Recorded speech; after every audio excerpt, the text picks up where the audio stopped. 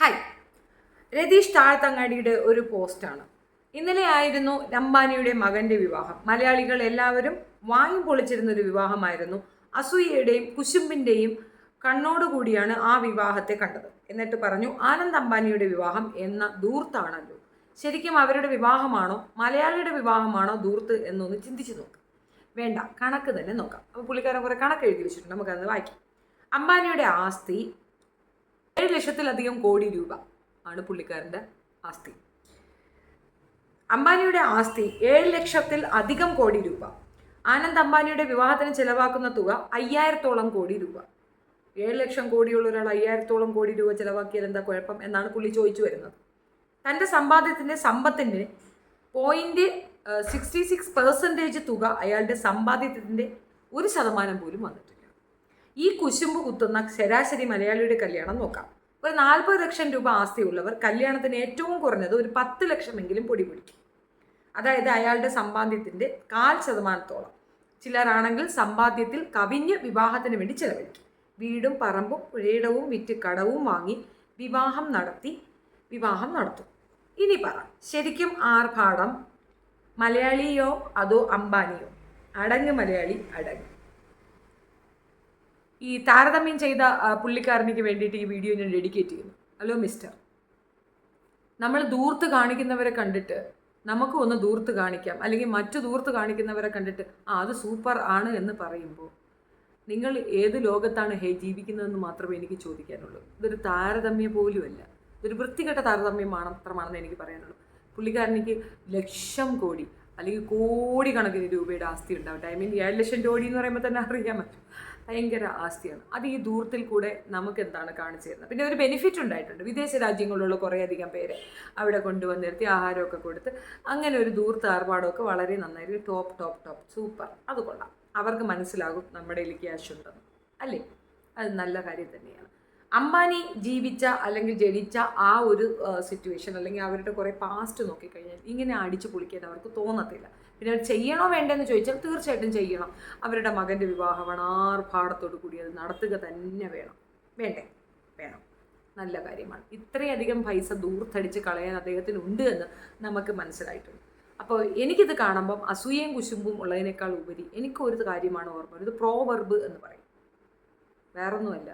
അല്പം ഐശ്വര്യം കിട്ടിയ അർദ്ധരാത്രി കൊട പിടിക്കുന്നു. ഈ വേറൊരു പ്രോവർബ് വേണമെങ്കിൽ ആപ്റ്റായിട്ട് ഒരെണ്ണമുണ്ട്. അതെന്താണെന്നല്ലേ? നിറകുടം തുളുമ്പില്ല എന്ന്. നിറഞ്ഞൊരാൾ ഇതുപോലത്തെ പേക്കൂത്തുകൾ കാണിക്കത്തില്ല. കുറച്ച് ഓവറായിട്ട് നിങ്ങൾക്ക് തോന്നില്ല? എനിക്കത് ഓവറായിട്ടാണ് ഫീൽ ചെയ്തത്. സാരി 500 കോടി രൂപയുടെ സാരി. 500 കോടി രൂപയുടെ സാരി കൊടുത്താലും 50 രൂപയുടെ സാരി കൊടുത്താലും നിങ്ങൾ തന്നെയല്ലേ? വ്യത്യാസം വല്ലതും വരുമോ? രണ്ടും കറക്റ്റല്ലേ?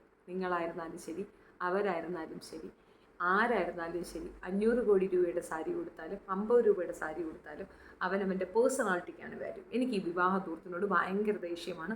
അത് മലയാളി ചെയ്താലും ശരി, കൊലയാളി ചെയ്താലും ശരി, കറക്റ്റ് തന്നെയാണ്. ഈ 2 വിഭാഗക്കാരും ചെയ്യുന്ന തെറ്റെന്ന് പറയാനുള്ള ആർജവം കാണിക്കുന്നതിന് പകരം താരതമ്യപ്പെടുത്തി അതിനെ ലൈറ്റ് വേർഷൻ ആക്കുന്നത് ഒരിക്കലും അംഗീകരിച്ചു കൊടുക്കാൻ പറ്റാത്തൊരു കാര്യമാണ്. ഒരു ജില്ല മൊത്തം അങ്ങോട്ട് ഏറ്റെടുക്കാൻ പറ. 5000 കോടി രൂപയുണ്ടെങ്കിൽ നമ്മുടെ കേരളത്തിൽ തന്നെ എന്തെല്ലാം ചെയ്യാൻ പറ്റും? ഒരുപാട് പേര്. നിങ്ങൾ ഉടനീളം ഇന്ത്യയിൽ സഞ്ചരിക്കുക, എത്രയോ ഗ്രാമങ്ങളിൽ എത്രയോ പട്ടിണി പാവങ്ങളുണ്ട്. ഇത് വേണ്ട. ഒരു രജിസ്ട്രേഷൻ മാത്രം നടത്താം നമുക്ക്. നമ്മുടെ കുഞ്ഞിൻ്റെ വിവാഹം ഒരു രജിസ്ട്രേഷനിൽ ഒതുക്കിയ ശേഷം ഈ ദൂരത്തിനുണ്ടാക്കിയ പൈസ കൊണ്ട് ഇത്ര നാളുകളെ രക്ഷപ്പെടുത്താൻ എന്തുകൊണ്ട് അയാൾ ചിന്തിക്കൂല. അതാണ് ധൂർത്തും ആ ഒരു രീതിയും കൊണ്ടുള്ള വ്യത്യാസം.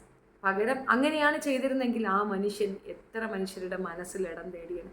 ഇനി കണക്കും കൊണ്ട് വരല്ലേ? ഒരുപാട് കാര്യങ്ങൾ പുള്ളിക്കാരൻ ചെയ്യുന്നുണ്ട്. ആന മേന ചാട കൂടെ എന്ന് പറഞ്ഞിട്ട് വരല്ലേ? അയ്യോ, അതൊക്കെ നല്ല കാര്യമാണ്. പക്ഷെ അതിനോടൊപ്പം തന്നെ നമ്മൾ മിതത്വം പാലിക്കേണ്ട ഒരുപാട് വശങ്ങളുണ്ട് തന്നെയാണ്. ഒരു തലമുറയ്ക്ക് അപ്പുറം പോയാൽ അച്ഛൻ ഇവിടെയൊന്നും ജോലി കിട്ടാണ്ട് വിദേശ രാജ്യത്ത് പോയി ജോലി എടുത്തൊരു ചരിത്രമുണ്ട് അംബാനി കുടുംബത്തിൽ. സഹോദരൻ ഒരുത്തൻ ഇതേപോലെ പാവപ്പെട്ട് കഷ്ടപ്പെട്ട് കിടക്കുന്നുണ്ട്. അവരുടെയൊക്കെ മുൻപിൽ ഇതുപോലെയൊക്കെ കാണിക്കുമ്പോൾ പ്രവാസികൾക്കായിട്ട് എന്തെങ്കിലും ചെയ്യാൻ പാടില്ലേ പുള്ളിക്ക്? ഒരുപാട് കാര്യങ്ങൾ, നമുക്ക് നല്ല കാര്യങ്ങൾ ഒരുപാട് ചെയ്യാനുണ്ടാവത്തില്ല. എന്തെല്ലാം ചെയ്യാം.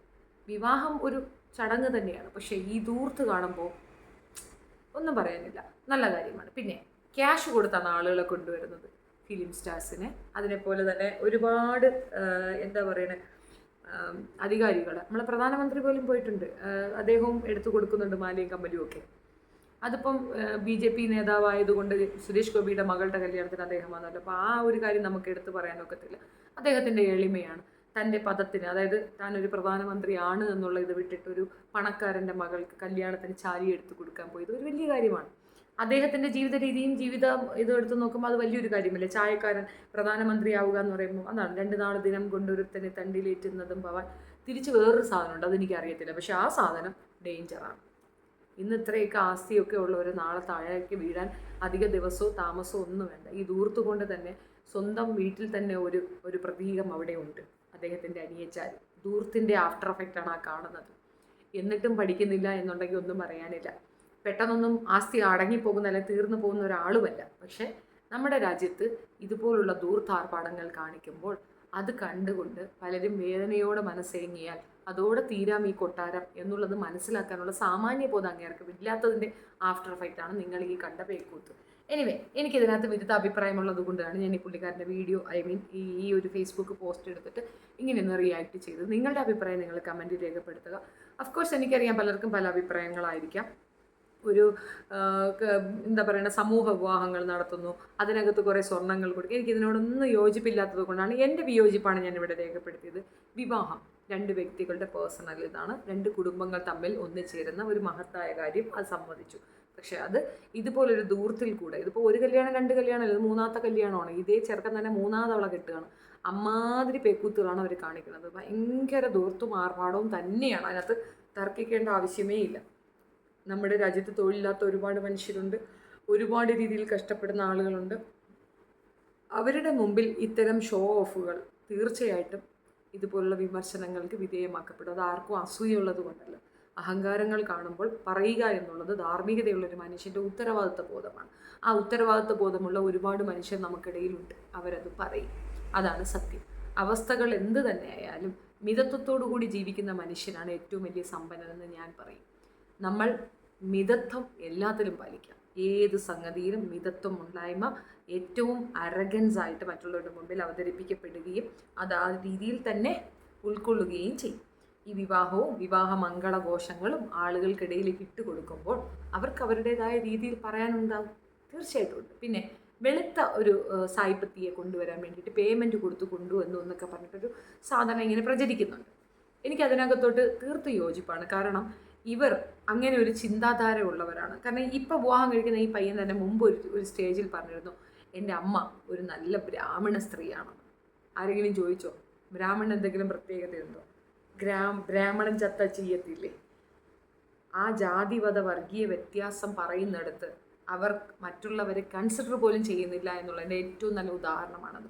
അവർ അടുത്ത തലമുറയ്ക്ക് പറഞ്ഞു കൊടുത്തിരിക്കുന്നത് അത് തന്നെയാണ്. ഈ ദൈവത്തിൻ്റെ പിക്ചർ കൈ തൂക്കി പിടിച്ചുകൊണ്ട് നടക്കുകയും കുറേ പൂജാകർമ്മങ്ങൾ നടത്തുകയൊക്കെ ചെയ്തൊരു പ്രഹസനങ്ങൾ കാണിക്കുമ്പോൾ they do believe in God, അവർ ദൈവത്തിനെ ഒരുപാട് ചേർത്ത് പിടിക്കുന്നുണ്ട്, അല്ലെങ്കിൽ അവരത്രയും ഹമ്പിൾ ആണെന്നൊക്കെ പറഞ്ഞു വരുത്താൻ ശ്രമിക്കുന്ന കുറേ മീഡിയ ആൾക്കാരുണ്ട്. അവരോട് പറയാൻ ഇത്രയേ ഉള്ളൂ, ദേ ആർ നോട്ട് ഹമ്പിൾ. അവരങ്ങനെയല്ല. അവരങ്ങനെയാണെങ്കിൽ ഈ ദൂർത്തും ഈ ഒരു സാധനങ്ങളും അവർ കാണിക്കത്തില്ല. മനുഷ്യന് നിറഞ്ഞു നിൽക്കേണ്ടത് മനസ്സ് തന്നെയാണ്. അല്ലാതെ ഈ ബാങ്ക് ബാലൻസിൻ്റെ ഒരു മൂല്യവും ബാങ്ക് ബാലൻസിൻ്റെ ഒരു പേക്കൂത്തും ഒക്കെ കാണിക്കുമ്പോൾ പലരും പലതും പറയും. ആവശ്യങ്ങൾക്കുതകാത്ത, അല്ലെങ്കിൽ മറ്റുള്ളവരെ സഹായിക്കാത്ത, അല്ലെങ്കിൽ മറ്റുള്ളവർക്ക് വേണ്ടിയിട്ട് ചിന്തിക്കാത്ത ആ വ്യക്തിത്വങ്ങളെ ബൂസ്റ്റപ്പ് ചെയ്യുന്നത് ഒരു കാരണവശാലും അംഗീകരിക്കാൻ പറ്റത്തില്ല. അതുകൊണ്ട് പലത് പറഞ്ഞെന്നിരിക്കും. അതൊരു വലിയ കാര്യമായിട്ട് എടുത്ത് പറയേണ്ട കാര്യങ്ങളൊന്നും തന്നെ ഇല്ല എന്നാണ് എനിക്ക് പറയാനുള്ളത്. അപ്പം മലയാളികളെ കുറ്റം പറയുന്ന അങ്ങോട്ട് നിർത്തി വെച്ചിട്ട് ആ കണ്ണ് അങ്ങോട്ട് നോക്കിക്കഴിഞ്ഞാൽ നിങ്ങൾക്ക് അതിൻ്റെ പ്രശ്നം മനസ്സിലാകും. അത് അസൂയ കൊണ്ട് പറയുന്നതല്ല. കുടുംബങ്ങളിൽ നടക്കുന്ന വലിയ സംഗതി ആളുകളെ കൂട്ടി നിർത്തി അത്രയും സന്തോഷത്തോടു കൂടി അത് നടത്തിക്കൊണ്ടു പോകുന്ന നല്ലൊരു കാര്യം. പണ്ട് കാലഘട്ടങ്ങളിൽ വീടുകളിൽ എന്നും സദ്യയൊന്നും ഉണ്ടാകത്തില്ല, ബിരിയാണിയും ഉണ്ടാകത്തില്ല. അന്നൊക്കെ കല്യാണം വലിയൊരു ആഘോഷമായിരുന്നു. ഇന്ന് എല്ലാ വീടുകളിലും ഇതൊക്കെ ഉള്ളിടത്ത് അതൊന്നും വലിയൊരു ഫംഗ്ഷനാക്കി എടുത്ത് ചുമ്മാ കുറേ ദൂർത്ത് വാരി കളയാണ്ട് അത് നല്ലതിന് ചിലവാക്കിയാൽ നല്ലത്. ഇവിടെയും കാണിക്കുന്നതൊക്കെ ഇതൊക്കെ തന്നെയാണ്. അതും അനുകൂലിക്കുന്നില്ല. 50ഉം 100ഉം പവനൊക്കെ ഇട്ട് മക്കളെ കെട്ടിക്കഴിയുന്ന ആൾക്കാർക്ക് പറയാൻ ഇത്രയേ ഉള്ളൂ, നിങ്ങൾ കെട്ടിച്ചു കൊടുക്കുന്നത് ഒരു മടയനിക്ക് വേണ്ടിയിട്ടായിരിക്കും, അല്ലെങ്കിൽ നിങ്ങളൊരു മടയനെയും മടച്ചിയാണ് ഒന്നിച്ച് വെക്കുന്നത്. ഈ ദൂർത്തുകളൊന്നും തന്നെ അവരെ സപ്പോർട്ട് ചെയ്യത്തില്ല എന്ന് വലിച്ചാൽ തീരാവുന്ന ചില കാര്യങ്ങളുണ്ട്. അതൊക്കെ പൊതുവിൽ നിങ്ങൾക്ക് മനസ്സിലാകും. എനിവേ, ആ വിഷയം നമുക്കിവിടെ കട്ട് ചെയ്യാം. നമ്മൾ മലയാളികൾ ചെയ്യുന്ന വളരെയധികം തെറ്റുകളുണ്ട്. അത് ഒരിക്കലും ഞാൻ അംഗീകരിക്കുന്നില്ല. ബട്ട് സ്റ്റിൽ പാവപ്പെട്ടവൻ ഇച്ചിരി കടമോ ധനമോ ഒക്കെ വാങ്ങിച്ച് മകളുടെ വിവാഹം ഒന്ന് വളരെ സന്തോഷത്തോടു കൂടി നടത്തുന്നത് കണ്ടിട്ട് ഈ കമ്പാരിസൺ നടത്തുന്നതിനോട് എനിക്ക് തീർത്തും യോജിപ്പില്ല. എല്ലാം ആർഭാടവും ധൂർത്തും തന്നെയാണ്. രണ്ട് വ്യക്തികൾ തമ്മിൽ ഒന്നിക്കുന്നതിന് ഇത്രയും ബഹളങ്ങളൊന്നും ആവശ്യമില്ലെന്ന് തന്നെയാണ് എൻ്റെയും പേഴ്സണൽ അഭിപ്രായം. സോ നിങ്ങളുടെ അഭിപ്രായം നിങ്ങൾ കമൻറ്റിൽ രേഖപ്പെടുത്തണം. I want to watch that. ഇഷ്ടപ്പെടുകയാണെങ്കിൽ ലൈക്ക്, ഷെയർ ആൻഡ് സബ്സ്ക്രൈബ്. പോകാൻ വരട്ടെ, ഒരു കാര്യം കൂടെ പറയാം.